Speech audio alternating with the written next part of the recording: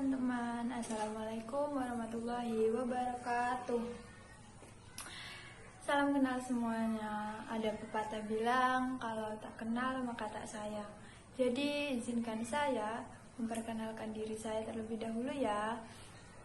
Nama saya Delia Fitria Sulistiawati, asal Kabupaten Jember, Prodi PLB, kelas B2, NIM 211F10043, Universitas Argopuro Jember, angkatan tahun 2021 per 2022. Tujuan dibuatnya video ini, saya akan menyelesaikan UTS dari dosen pengampu mata pelajaran pendidikan anak disabilitas tunanetra, yaitu Bu Sugihartati, SPD MPD, atau lebih dikenal dengan sebutan Bunda Tati.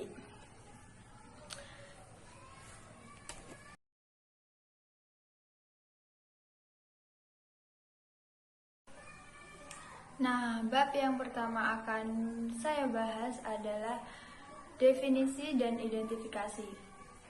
Definisi tunanetra. Definisi sendiri artinya batasan suatu fakta, objek, konsep, serta keadaan-keadaan berdasarkan waktu dan tempat suatu kejadian. Definisi tunanetra. Secara bahasa, tuna artinya rugi dan netra artinya mata.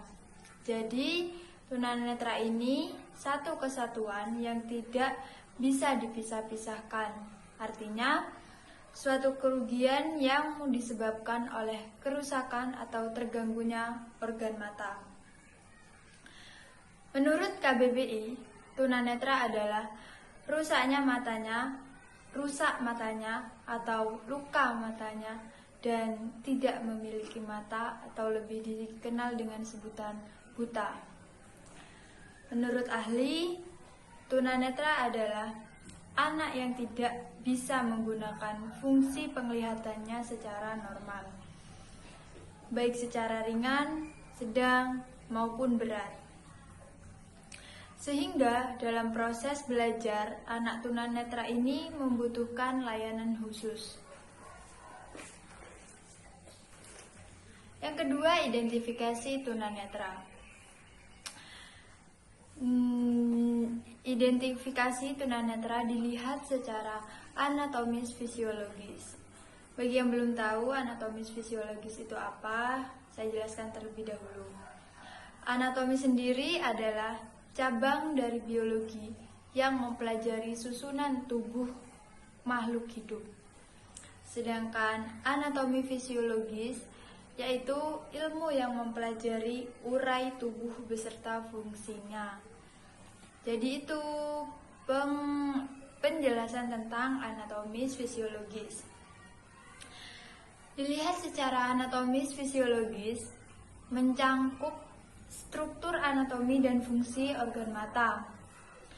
Tunanetra itu rusaknya anatomi mata yang menyebabkan terganggunya fungsi penglihatan.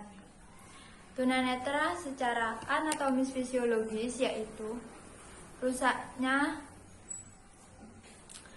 anatomi organ mata akibatnya menyebabkan terganggunya fungsi penglihatan. Identifikasi tunanetra secara anatomis fisiologis dibagi menjadi dua, yaitu yang pertama, secara medis. Secara medis, ketunanetraannya ini dikaitkan dengan penyakit dan kelainan anatomi atau kelainan fungsi penglihatan. Sehingga tunanetra ini membutuhkan pengobatan pada mata dan diberikan koreksi pada organ penglihatannya. Yang kedua yaitu secara estetis optometris. Ketunanetraan yang diartikan sebagai keadaan di mana mata ini mengalami kerusakan sehingga anatomi ini terlihat sangat jelek dan perlu dikoreksi dengan modifikasi alat bantu visual. Contohnya seperti kacamata. atau lensa pembesar, kaca pembesar seperti itu.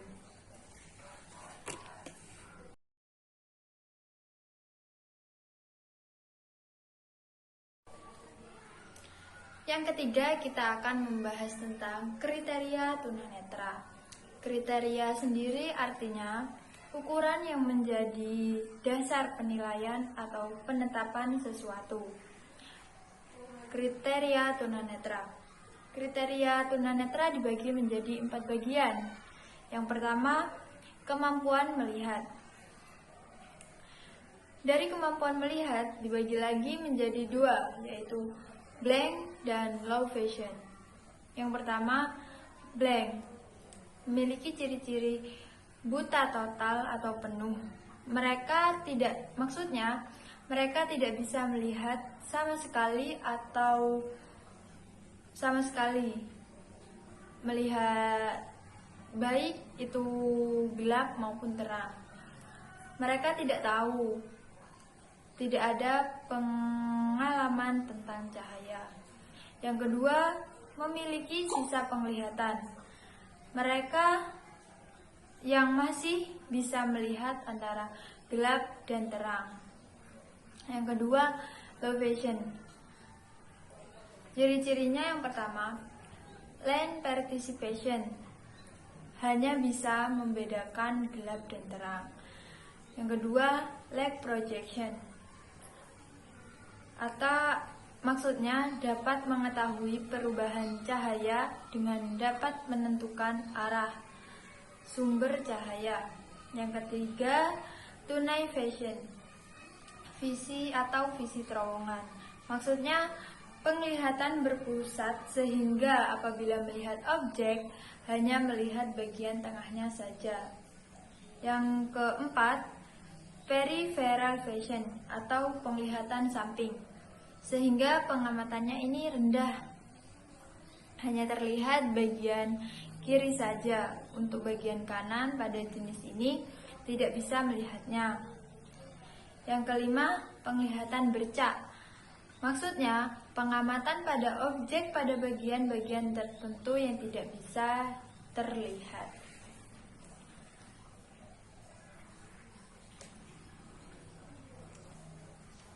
Yang kedua, kemampuan persepsi cahaya. Nah, kemampuan persepsi cahaya ini dibagi lagi menjadi 3 bagian. Yang pertama, maksud saya 3 ciri-ciri.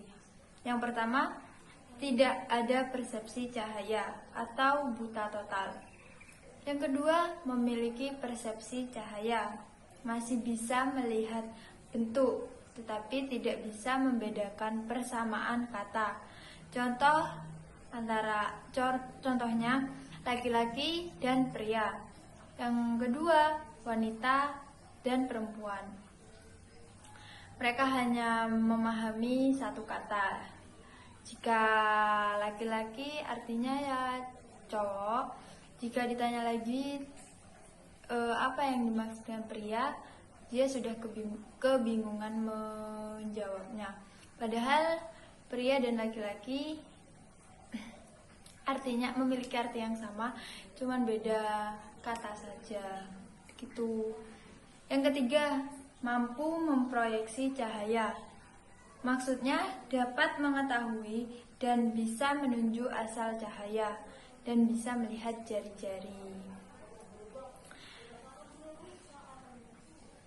Yang ketiga, kemampuan melihat ketajaman penglihatan atau visus. Visus sendiri dibagi menjadi 4. Yang pertama, tingkat ketajaman 20/20 sampai 20/50 atau 6/6 meter sampai 6/16 meter. Pada golongan ini masih bisa disebut tunanetra ringan dan masih bisa menggunakan mata relatif secara normal. Yang kedua, tingkat ketajaman 20/70 volt atau 6/6/20 meter sampai 6/6 60 meter. Pada tingkat ketajaman ini disebut low vision, dengan memodifikasi objek atau benda yang dilihat atau menggunakan alat bantu masih bisa dikoreksi dengan baik. Yang ketiga, tingkat ketajaman 20/200 volt atau lebih dari 6/60 meter. Pada tingkat ketajaman ini disebut tunanetra berat, tapi masih bisa menghitung jumlah jari tangan pada jarak 6 meter. Dan masih bisa melihat gerakan tangan dari instruktur, dan juga bisa membedakan gelap dan terang. Yang keempat, tingkat ketajaman 0 atau visus atau buta total. Maksudnya, pada tingkat ini tidak memiliki rangsangan cahaya atau tidak mampu untuk membedakan gelap dan terang. Yang keempat, penggolongan ketunanetraan saat terjadinya ketunanetraan dibagi menjadi tiga ciri. Yang pertama, tunanetra sejak dalam kandungan atau prenatal. Hal ini terjadi pada kasus ibu hamil yang menderita penyakit menular ke janin. Misalnya HIV, sifilis, cacar, atau mengalami kecelakaan saat hamil, atau keracunan makanan atau obat-obatan saat hamil. Yang kedua, tunanetra pada proses lahiran atau natal. Jadi, ini ada kesalahan pada saat melahirkan. Misal posisi bayi sungsang, jadi membutuhkan alat bantu namanya COP. Dan itu cara menggunakannya ditarik bagi organ tubuh bayinya pakai alat tersebut, sehingga menyebabkan rusaknya organ yang ketarik pada alat tersebut, jadi tidak dapat berfungsi sebagaimana mestinya. Akibatnya mengakibatkan kecacatan atau kelainan pada bayi tersebut. Yang ketiga, tunanetra setelah lahiran atau postnatal. Hal ini terjadi ketika bayi sampai dewasa. Jadi, seseorang yang tidak mengalami tunanetra saat tumbuh kembangnya bisa saja terjadi nanti jika sudah tua karena penyakit diabetes mellitus. Misalnya, terjadi benturan listrik atau suhu atau benda tajam. Suka melihat matahari di siang hari itu juga bisa mengakibatkan kebutaan, karena silau dari sinar matahari itu menyebabkan kerusakan pada mata jika dilihat terus-menerus pada siang hari. Yang keempat, kita akan bahas tentang klasifikasi tunanetra. Klasifikasi sendiri artinya sebuah proses pengelompokan benda berdasarkan ciri-ciri persamaan atau perbedaan. Klasifikasi tunanetra ini dibagi menjadi 5 bagian. Yang pertama, kelompok yang memiliki penglihatan agak normal tetapi membutuhkan koreksi lensa dan alat bantu membaca. Yang kedua, kelompok yang ketajaman penglihatan matanya kurang atau sedang membutuhkan pencahayaan dan alat bantu khusus. Yang ketiga, kelompok yang memiliki penglihatan pusat atau rendah, jadi lantang penglihatannya itu sedang dan memiliki ketidakmampuan memperoleh pengalaman-pengalaman akibat kerusakan penglihatannya. Yang keempat, kelompok yang memiliki fungsi penglihatan buruk, jadi kemampuan lantangnya rendah dan kemampuan penglihatannya buruk, dan perlu alat bantu untuk membaca, seperti kacamata dan lensa pembesar. Yang kelima, kelompok yang termasuk buta total.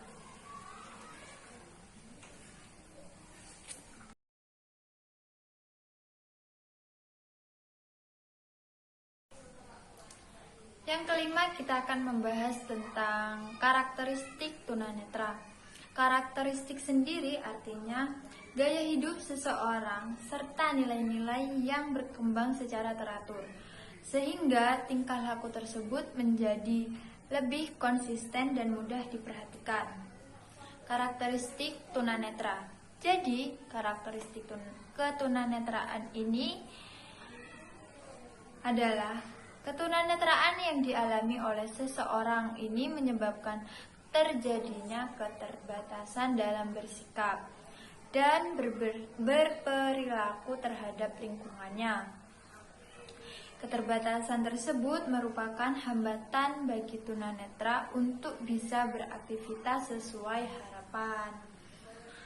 Dalam karakteristik ini dibagi menjadi dua, karakteristik fisik dan karakteristik psikis.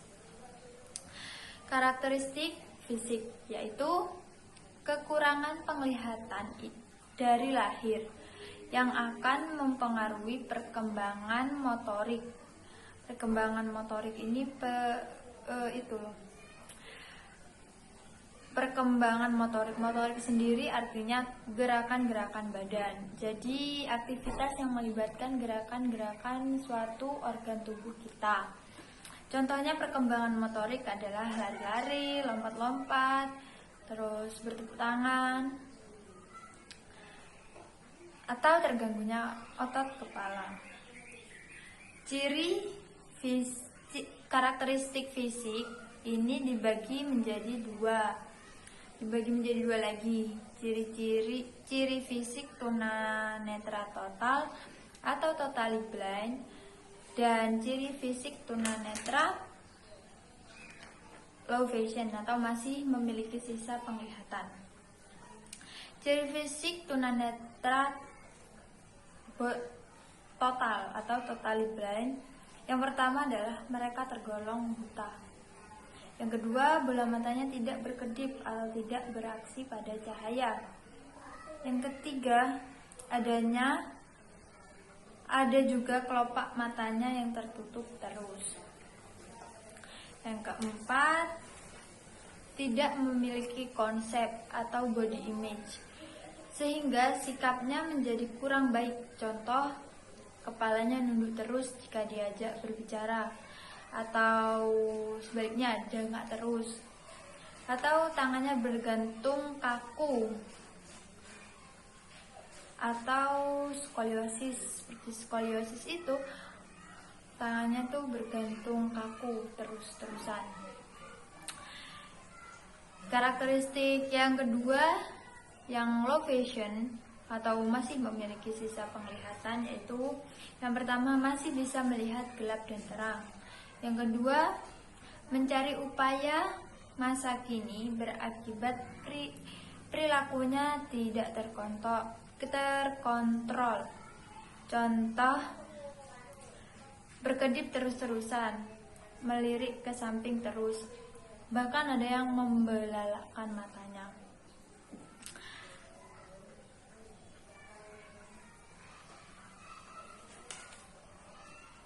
Yang kedua, karakteristik psikis. Maksudnya, seseorang dengan albino sering menunjukkan tingkah laku ekstrim. Contoh, sedang gembira atau sedang kacau atau bersedih. Maksudnya sedang gembira, dia terlihat gembira terus-terusan. Atau sedang kacau, dia akan memberontak. Dan jika bersedih, dia akan menangis menjadi sejadi-jadinya, atau lebih disebut dengan terlalu ekspresif. Ciri-ciri karakteristik psikis. Yang pertama, Ketidakmampuan yang berbeda antara buta dan low vision ini akan berpengaruh pada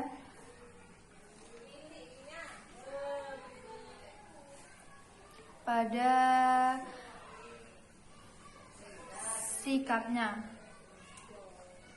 pada psikisnya. Akibatnya menunjukkan pribadi yang rigidity atau lebih disebut dengan kaku atau kurang ekspresif. Yang kedua, ketakutan dalam gerak tubuh dan tingkah lakunya ini merupakan akibat dari terhambatnya kemampuan orientasi mobilitas atau perilaku adata. Karakteristik lain ciri-cirinya: 1. Suka berfantasi. Frepik atau jikom, meskipun anak tunanetra tidak dapat melihat keadaan lingkungan di sekitarnya, ia dapat membayangkan suasana sekitarnya sendiri dengan cara berfantasi. Kemampuan ini timbul akibat keterbatasannya dalam melihat secara langsung. Hal ini berbeda dengan anak-anak yang umumnya menggunakan indera penglihatannya untuk melihat-lihat, menambah informasi ataupun untuk berinteraksi. Meskipun begitu, kemampuan ini ternyata dapat diolah menjadi hal yang positif melalui fantasinya. Anak-anak tunanetra dapat berkarya dan berkreasi dengan luar biasa. Yang kedua, memiliki pikiran yang kritis. Maksudnya, ketidakmampuan anak-anak tunanetra dalam memperoleh informasi visual ternyata menumbuhkan sikap kritis dalam dirinya. Hal ini mereka lakukan karena terbiasa memperoleh informasi secara detail, tidak terbatas pada wujud visual saja. Ini membuat mereka lebih fokus dan kritis ketika menghadapi suatu masalah, berkebalikan dengan sebagian anak-anak pada umumnya yang cenderung puas setelah memperoleh informasi secara visual saja. Yang ketiga, memiliki sifat pemberani. Anak-anak tunanetra cenderung memiliki sifat berani. Hal ini tumbuh dalam diri mereka akibat konsep diri yang baik. Sikap positif tersebut membantu mereka dalam meningkatkan pengetahuan, keterampilan, kemampuan, dan pengalaman mereka. Yang keempat, anak tunanetra perlu dihargai. Anak tunanetra ini memiliki perasaan mudah dan rasa rendah diri yang tinggi. Ini membuat mereka cepat merasa tak nyaman ketika menerima terbuka, terutama jika mengarah pada kekurangannya.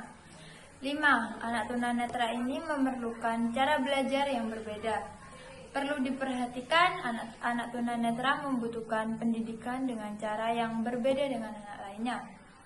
Beberapa metode dan cara pembelajaran yang konvensional tidak dapat diterapkan ketika berhadapan dengan anak tunanetra.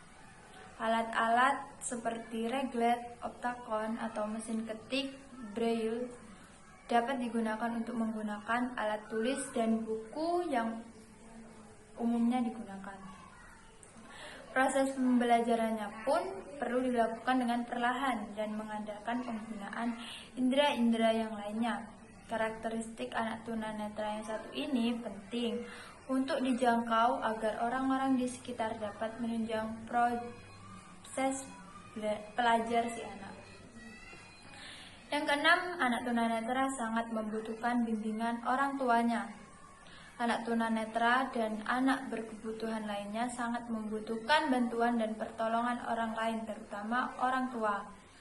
Mereka akan kesulitan menghadapi berbagai rintangan jika harus menghadapinya sendiri. Bimbingan dan perhatian orang tua perlu diberikan kepada anak-anak tunanetra atau anak berkebutuhan khusus lainnya dengan sabar. Pastinya itu akan membuat mereka senang dan menghargai untuk melakukan hal-hal positif sebagai upaya mengatasi keterbatasan mereka. Yang ketujuh, verbalisme. pengalaman dan pengetahuan anak tunanetra pada konsep abstrak mengalami keterbatasan. Hal ini dikarenakan konsep yang bersifat abstrak seperti fata morgana atau pelangi dan lain sebagainya, terdapat bagian-bagian yang tidak dapat dibuat media konkret yang dapat menjelaskan secara detail tentang konsep tersebut, sehingga hanya dapat dijelaskan melalui verbal. Anak tunanetra yang mengalami keterbatasan dalam